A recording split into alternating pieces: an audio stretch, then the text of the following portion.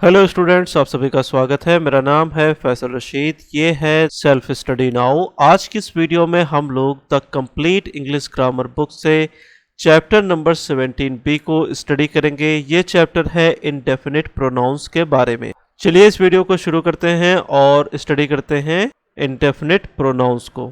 Indefinite pronounce का use किया जाता है अनस्पेसिफाइड पीपल, थिंग्स या अमाउंट को प्रेजेंट करने के लिए जब ये अनक्लियर हो या फिर वेग रेफरेंस बनाते हो। वेग रेफरेंस यानी कि क्लियरिटी मौजूद ना हो कि हम किसकी बात कर रहे हैं। हम इंडेफिनिट प्रोनाउंस का यूज तभी करते हैं जब स्पेसिफिक डिटेल या नंबर मैटर नहीं करता है।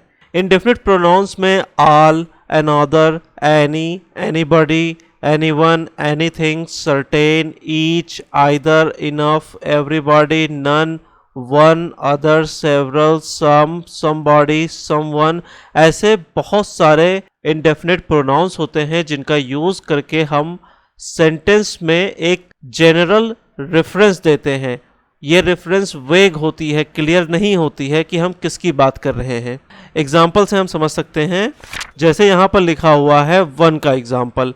अब हम यहाँ पर इन सेंटेंसेस में वन को इंडेफिनिट प्रोनाउन की तरीके से यूज करने जा रहे हैं। यहाँ लिखा है one should always strive for self improvement.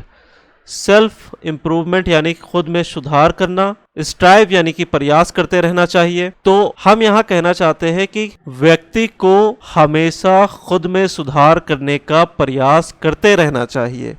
अब ये व्यक्ति कौन है, किसकी हम बात कर रहे हैं, ये क्लियर नहीं है। तो ऐसे में हम क्या यूज करते हैं, एक इनडेफिनिट प्रोनाउन का यूज करते हैं जो कि यहाँ पर है वन। अब वन एक जनरल रेफरेंस देता है, जो भी इसको अपने आप पर फिट करना चाहे वो फिट कर ले। अगला सेंटेंस है one can never predict the outcome of such situations, यानी कि ऐसी परिस्थितियों की कोई भी प्रेडिक्शन नहीं कर सकता कि उनका आउटकम क्या होगा, यानी कि उनका रिजल्ट क्या होगा। अब हम किसकी बात कर रहे हैं ये कंफर्म नहीं है, हम हर एक की बात कर रहे हैं कि कोई भी इस चीज़ का अंदाज़ा नहीं लगा सकता है। ऐसे ही तीसरा एग्जाम्पल है इन टाइम्स ऑफ अनसर्टेनिटी।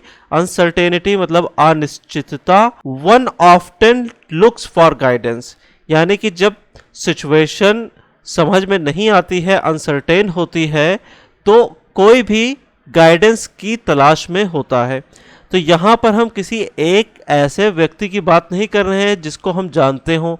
हम वन का यूज करके किसी का भी जिक्र नहीं कर रहे हैं, हम बस कह रहे हैं कि कोई भी। तो ये जिसके ऊपर फिट होती है ये उसके लिए हो गया। हमें यहाँ पर कुछ भी नहीं पता है कि हम किसकी बात कर रहे हैं, इसीलिए वन क्या काम कर रहा है, यहाँ पर वन काम कर रहा है एक इनडेफिनिट प्रोनाउन का। इसके बाद हम देखते हैं नन को।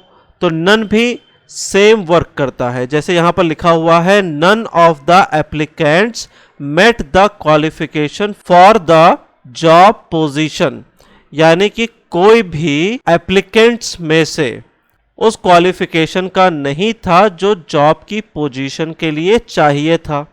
अब यहाँ पर हम किसी एक खास एप्लीकेंट की बात नहीं कर रहे हैं, यहाँ पर हम उन सभी एप्लीकेंट्स में से हर एक की बात कर रहे हैं, लेकिन ये डिफाइंड नहीं है कि हम स्पेसिफिकली किसकी बात कर रहे हैं। इसके बाद आता है none of the books on the shelf interested me enough to read. अब यहाँ पर हम किताबों में से हर एक किताब की बात कर रहे हैं और कह रहे हैं कि इनमें से कोई भी बुक इतनी अच्छी नहीं लगी मुझे कि मैं उसे पढ़ूं। यहाँ पर नन का यूज़ किस तरीके से हुआ है, एक इनडेफिनिट प्रोनाउन की तरीके से हुआ है, क्योंकि ये डिफाइन ही नहीं कर रहा है कि हम बात किस बुक की कर रहे हैं। ऐसे ही थर्ड एग्जाम्पल है none of the keys fit the lock leaving us locked out of the house, यानी कि चाबियों में से कोई भी ताले में नहीं फिट हुई और हम सभी को घर के बाहर खड़े रहना पड़ा। तो यहाँ पर ये नन जो है ये क्या काम कर रहा है, ये काम कर रहा है एक ऐसे प्रोनाउन का जो डिफाइंड नहीं है, जो बता नहीं रहा है कि हम किस एक चाबी की बात कर रहे हैं। हमने नन का यूज किया, इससे हम हर एक चाबी के बारे में कह रहे हैं कि कोई भी चाबी ताले में फिट नहीं हुई, इसीलिए हम घर के बाहर खड़े रहे, मतलब कि दरवाजा बंद था इसीलिए हम घर के बाहर रह गए। अब चलिए अगला एग्जांपल देखते हैं। यहां पर लिखा हुआ है ऑल। अब ऑल का यूज यहां पर किया गया है एक ऐसे प्रोनाउन के तौर पर जो बात किसी स्पेसिफिक पीपल की नहीं कर रहा है, जैसे all are welcome to attend the community meeting tomorrow, यानी कि सभी का स्वागत है, किसी एक का नहीं, सभी का। तो अब यहां पर डिफाइंड नहीं है कि हम किसकी बात कर रहे हैं।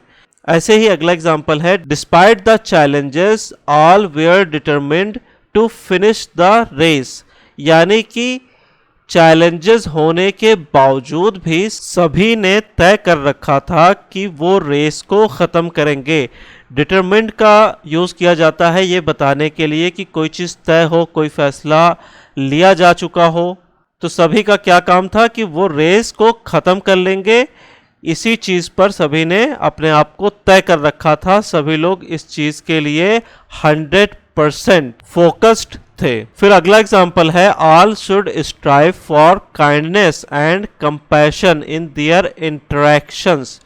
अब यहाँ पर हम कहना चाहते हैं कि सभी को प्रयास करना चाहिए काइंडनेस के लिए और अपनी इंटरेक्शंस में कंपैशन रखना चाहिए, प्यार रखना चाहिए। तो यहाँ पर हम किसी एक को स्पेसिफिकली ये एडवाइस नहीं दे रहे हैं, हम सभी के लिए ये बात बोल रहे हैं। तो यहाँ पर ये जो सेंटेंस है इसमें यूज होने वाला जो प्रोनाउन है वो एक इनडेफिनिट प्रोनाउन है, और वो प्रोनाउन कौन है, वो है ऑल।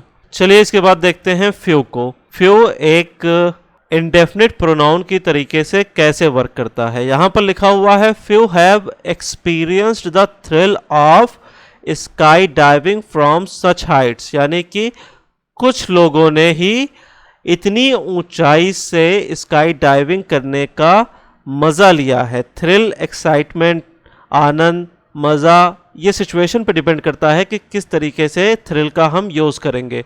तो कहने का मतलब है कुछ लोगों ने ही इतनी ऊंचाई से स्काई डाइविंग करने का आनंद लिया है, मज़ा लिया है।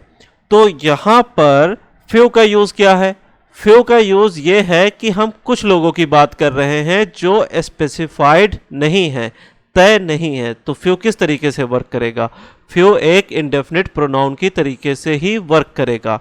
अगला एग्जांपल है, among the applicants only a few met the stringent qualifications. Stringent का मतलब होता है सख्त। तो कहने का ये मतलब है कि एप्लीकेंट में से सिर्फ कुछ ने ही जो सख्त क्वालिफिकेशन थी, कड़ी क्वालिफिकेशंस थी, उन पर खरे उतरे। अब हम किन की बात कर रहे हैं, कुछ लोगों की बात कर रहे हैं, किन में से, एप्लीकेंट्स में से। अब ये तय नहीं है कि ये कौन से वो लोग हैं जो एप्लीकेंट्स में से इन सख्त क्वालिफिकेशंस को पास कर रहे हैं या फिर मीट कर रहे हैं, आप ये नहीं बता सकते हैं। तो यहाँ पर फ्यू का यूज़ क्या होगा, फ्यू का यूज़ उन लोगों के लिए है जो डिफाइन है ही नहीं, यानी कि ये एक इनडेफिनिट प्रोनाउन है। इसके बाद अगला एग्जाम्पल है, few possess the skill to play a musical instrument with such mastery. हम कहना चाहते हैं कि सिर्फ कुछ लोग ऐसे होते हैं जो इतनी महारत के साथ म्यूजिकल इंस्ट्रूमेंट को प्ले कर सकते हैं, बजा सकते हैं। हम किनकी बात कर रहे हैं, फ्यू। अब ये फ्यू किसी एक व्यक्ति को डिफाइन नहीं कर रहा है, ना ही एक ग्रुप को डिफाइन कर रहा है। हम बस कह रहे हैं कि जो लोग म्यूजिकल इंस्ट्रूमेंट को प्ले करते हैं उनमें से ये क्वालिटी सिर्फ कुछ लोगों के पास होती है कि वो इतने अच्छे ढंग से इसको प्ले कर पाएं। अब ये डिफाइंड नहीं है। तो फ्यू का यूज़ हम किस लिए कर रहे हैं, फ्यू का यूज़ कर रहे हैं उन लोगों के लिए जिनके बारे में कोई भी स्पेसिफिक इंफॉर्मेशन मौजूद नहीं है। तो यहाँ पर फ्यू क्या होगा, फ्यू यहाँ पर एक इनडेफिनिट प्रोनाउन होगा। तो इसी तरीके से आपको बहुत सारे एग्जाम्पल देखने को मिलेंगे जिनमें फ्यू का, सम का, ऑल का या फिर किसी दूसरे प्रोनाउन का यूज इसलिए किया जाएगा ताकि हम बात उन लोगों की कर सके जिनके बारे में कुछ भी तय नहीं है, और यही होते हैं इंडेफिनिट प्रोनाउन। तो इस वीडियो में बस इतना ही, मिलेंगे अगली वीडियो में, तब तक के लिए अच्छे से पढ़ते रहिए। Have a lovely day, signing off.